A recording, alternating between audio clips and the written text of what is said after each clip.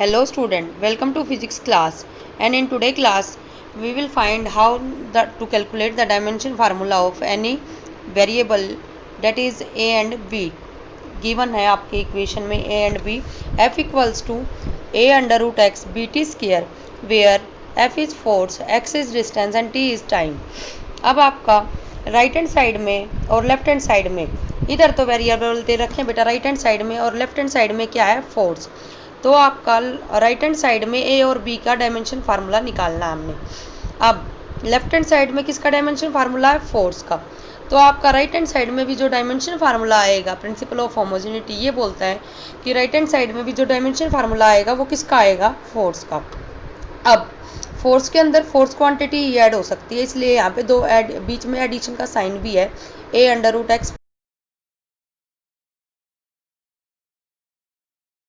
लिखता है. तो ए अंडर रूट एक्स को हमने एफ मान लिया. क्या मान लिया, F. A equals to M L T minus two dimension formula है.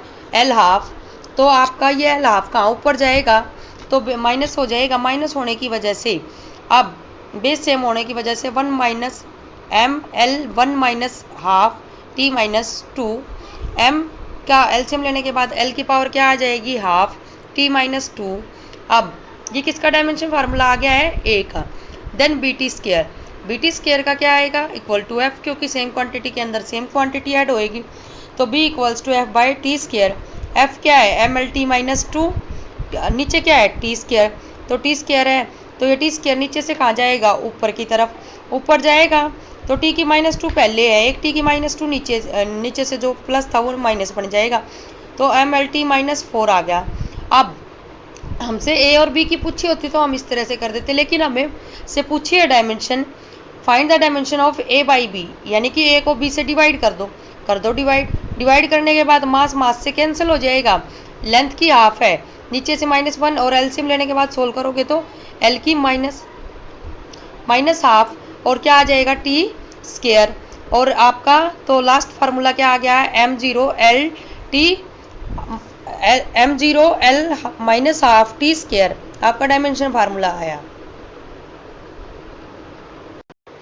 Next numerical is check the method of dimension whether the given equation is correct.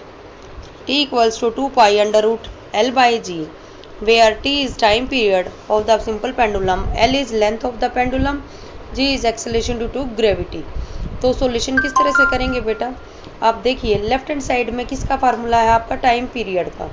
तो आपका टाइम पीरियड का क्या होगा, m0 l0 t. 2 पाई क्या है, कल के लेक्चर में बताया था आपको, 2 पाई एक्सपोनेंशियल फैक्टर सारे क्या है, कांस्टेंट होने की वजह से आपका 2 pi is a dimensionless constant. अब RHS क्या होगा, RHS क्या है, 2 pi under root L by G. तो 2 पाई को तो लेंगे नहीं, एल लेंथ का डायमेंशन फार्मूला एल बनेगा. एक्सेलरेशन ड्यू टू ग्रेविटी का क्या बनेगा, एल टी माइनस 2. एल से एल कैंसल, टी की -2 ऊपर जाने के बाद क्या बन जाएगी, टी की +2 अंडर द रूट. अब टी का स्केयर है इनटू अंडर रूट को क्या लिख सकते हैं, हाफ पावर. क्या लिख सकते हैं, हाफ. ये टी स्केयर से ये 2 आपका क्या हो जाएगा, कैंसल. तो टी की +1 आ गई. तो आपका लास्ट फॉर डायमेंशन फार्मूला आया m0 l0 देन t. तो आपकी लेफ्ट हैंड साइड किसके इक्वल आ गई है, right hand side. Then the above relation is correct with the help of principle of homogeneity.